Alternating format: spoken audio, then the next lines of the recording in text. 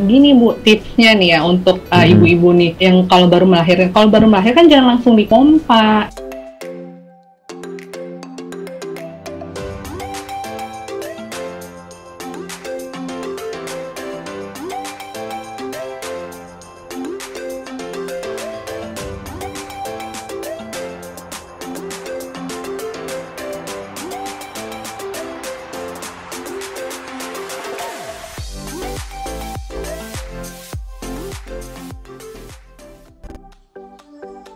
Assalamualaikum warahmatullahi wabarakatuh. Kali ini kita ada di YouTube Kaji TV di acara Temu Pakar. Ya, temu pakarnya kita kali ini ya tentang kehamilan dan persalinan bersama Dokter Dewi Kartika SPOK, dokter kandungan dari Tangerang. Oke, Dokter Dewi, gimana kabarnya, sehat? Alhamdulillahirobbilalamin. Sekarang nih kita akan bahas tentang tentang kehamilan yang biasa kita hadapi sehari-hari. Cuman kita ingin melihat dari sisi Dokter Dewi Kartika. Kira-kira nih banyak pertanyaan yang masuk ke kita biasanya. Kira-kira apa sih yang dibutuhkan ibu saat sedang bersalin? Menurut itu kira-kira apa itu, Dokter Dewi? Ya, jadi yang dibutuhkan setiap ibu yang ingin melahirkan, pasti kan kita harus mempersiapkan ya. Yang pertama itu pasti dari persiapan ibunya terlebih dahulu ya.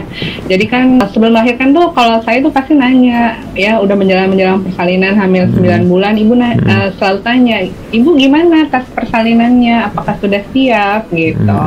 Nah, tas persalinan itu sendiri berisi tentang keperluan-keperluan. Yang pertama keperluan ibu dong pastinya ya, melahirkan. Keperluan ibu itu maksudnya apa, keperluan ibu? Ya, pertama baju, ya Pak ya, bajunya yang nyaman pastinya, yang belahan depan gitu, jadi nanti setelah melahirkan gampang untuk menyusui, ya. Kemudian kain panjang gitu kan, nanti setelah melahirkan untuk menutup bagian bawahnya. Kemudian softtek, celana dalam, ya kebutuhan itulah pastinya. Ya, terus sama jangan lupa make up Bu, tetap ya setelah melahirkan harus tetap cantik. Ibu setelah melahirkan butuh make up juga emangnya? Biar tetap cantik Pak, biar segar, kan tetap dilihat suami kalau melahirkan, benar nggak nih Dok? Betul sekali. Ya mungkin kayak ada itu orang yang harus punya namanya pompa ya, bener nggak sih? Pompa untuk air ASI itu loh. Itu penting nggak sih sebenarnya? Karena kan begitu melahirkan mereka kan kadang nggak keluar ASINya nih Dok. Kalau biasanya kan butuh pompa itu kan, iya nggak sih? Nah gini Bu, tipsnya nih ya untuk ibu-ibu nih yang kalau baru melahirkan. Kalau baru melahirkan jangan langsung dipompa Dok, itu nggak langsung keluar dia. Jadi memang harus dipijit dulu pakai tangan. Dan payudaranya dipijat ya, dipijat jadi dari lateral ke arah proksimal. Lateral itu gimana maksudnya, Bas? Dari atas payudara kemudian ke arah putingnya itu dipijat dulu sekitar mungkin 30 menit lah. Mungkin kalau ibunya capek bisa dibantu suaminya mungkin ya. Dari atas ke bawah gitu. Ya. Dari atas ke arah puting payudaranya itu ya, mungkin sekitar 30 menit. Nah, jadi kalau sudah dibantu dengan dipijat itu, dia sudah terbuka aliran air susunya itu. Nah, setelah itu mau kita pakai pompa itu lebih lancar mengalirnya air susu itu. Tapi kalau langsung dipompa itu biasanya saluran belum terbuka, malah kita paksa dengan pompa itu suka berdarah Dok, putingnya ujungnya. Berapa lama sih menjatnya itu, berapa lama? Mincitnya itu berapa lama biasanya rata-rata? Mungkin sekitar 30 menit lah Dok. 30 menit. Dulu saya pertama itu 30 menit tuh cuma dapat 1 cc Dok, bayangin. Ya, jadi suami mijat dari belakang, terus nanti ada satu orang yang bantuin megang squid 1 cc itu.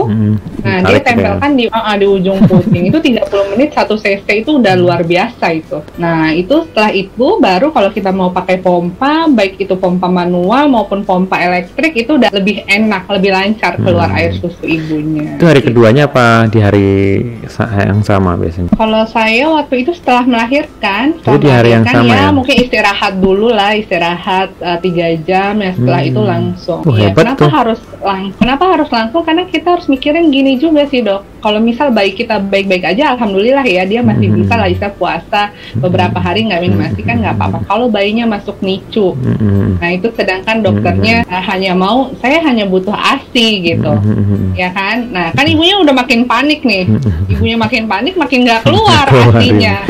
Iya betul. Nah jadi jangan panik ibu-ibu. Jadi setelah melahirkan ya istirahat dulu, karena sejujurnya nih Dok ya, setelah melahirkan tuh badan tuh rasanya remuk redam, bener-bener letih gitu. Dan itu butuh istirahat dulu kan, nggak langsung mompa ASI gitu. Iya benar juga, tapi kan karena seneng biasanya lupa dia. Iya. Ngomong-ngomong soal capek tadi ya, letih dan sebagainya. Sebenarnya olahraga apa sih yang dianjurkan pada saat hamil sehingga dengan olahraga itu maka dia akan mempermudah untuk terjadinya persalinan? Kira-kira menurut Dokter Dewi ini apa nih? Ya, kalau olahraga sih mungkin termasuk olahraga ringan ya dok ya. Untuk saat ini kan banyak tuh senam hamil ya yang diadakan mungkin di beberapa rumah sakit atau klinik ya. Terus yoga gitu. Yoga kehamilan ya. Tapi untuk beberapa olahraga seperti ini dok, ini harus di bawah pengawasan instruktur terlatih ya. Jadi jangan, kadang kan ada tuh juga di YouTube di mana gitu ya. Harus bersertifikat lah ya pengajarnya. Iya, trainernya. Nah itu harus terlatih karena kadang ya kalau misalnya terlalu berat atau untuk ibunya itu terlalu letih, kadang itu kan kita tidak merasa gitu dok. Nah kalau terjadi apa-apa, misal di rumah kita senam yoga sendiri misalnya ya, nah itu ada apa-apa nggak ada yang bantu nggak ada yang gitu. tahu juga. Tapi ya, kalau misalnya di rumah sakit dengan instruktur terlatih ya, seandainya ada apa-apa kan ada yang membantu gitu. Di rumah sakit lah disarankannya ya. Iya, atau di klinik lah dok yang udah siap lah ada timnya gitu.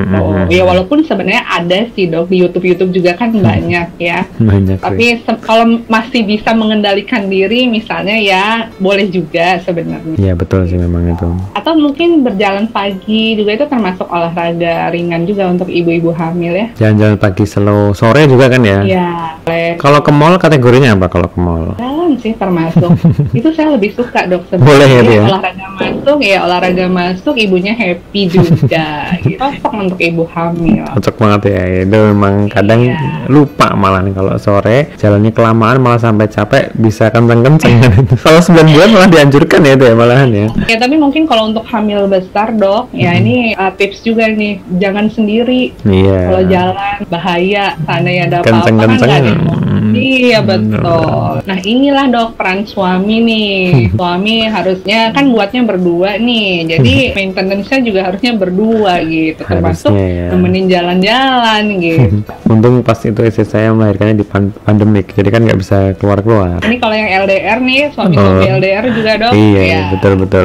Kemudian nih, seberapa penting ya, kan tadi kita ngomong senam, yoga dan sebagainya. Menurut Dokter Dewi ini seberapa penting senam hamil itu dapat menunjang keberhasilan daripada persalinan? Senam hamilnya ini loh kan banyak trennya tadi kan senam hamilnya. Sebenarnya ada nggak sih implikasi atau pengaruh yang signifikan dalam proses persalinannya nanti itu sebenarnya? Jadi sebenarnya kan dok, untuk manfaat dari senam hamil ini sendiri kan, ya yang pertama kan dia dengan gerakan-gerakan pada senam hamil itu dia sebenarnya meredakan, mengurangi nyeri pada ibu ya. Jadi kan memang semakin besar perut ibu hamil itu kan dia akan mendesak mungkin organ-organ sekitar gitu, tulang punggung gitu ya, yang efeknya itu nyeri gitu. Nah di senam hamil ini biasanya itu diajarkan gerakan-gerakan dia untuk istilahnya relaksasi lah otot-otot yang menyangga rahim gitu, mengencangkan otot-otot panggul, otot-otot paha gitu, nanti yang akan menunjang pada saat persalinan. Jadi kayak nggak kaku gitu ya.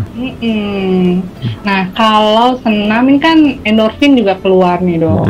Nah karena endorfinnya ada ya, jadi kita tidur itu juga lebih pules ibu hamil itu.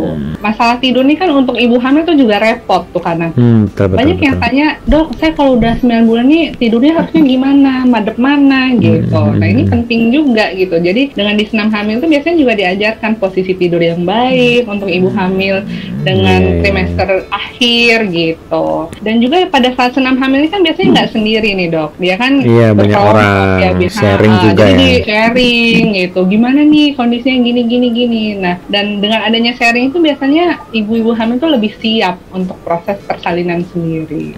Nah di senam hamil ini biasanya juga diajarin tuh dok bagaimana teknik pernafasan mungkin ya ketika menjelang untuk nanti bersalin ya.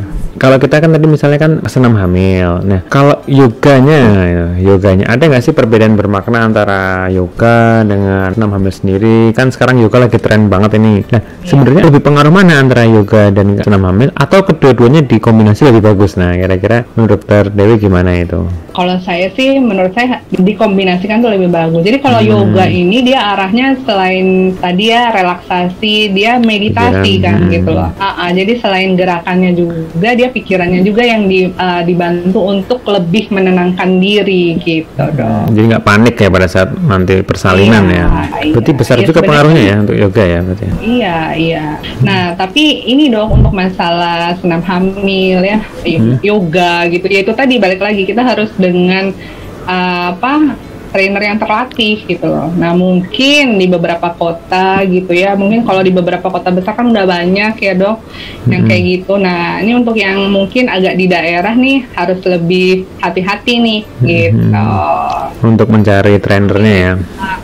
Untuk memilih, jangan sampai kita pengennya lebih rileks malah pulang dari senam kenceng-kenceng gitu kan, karena tekniknya mungkin salah gitu.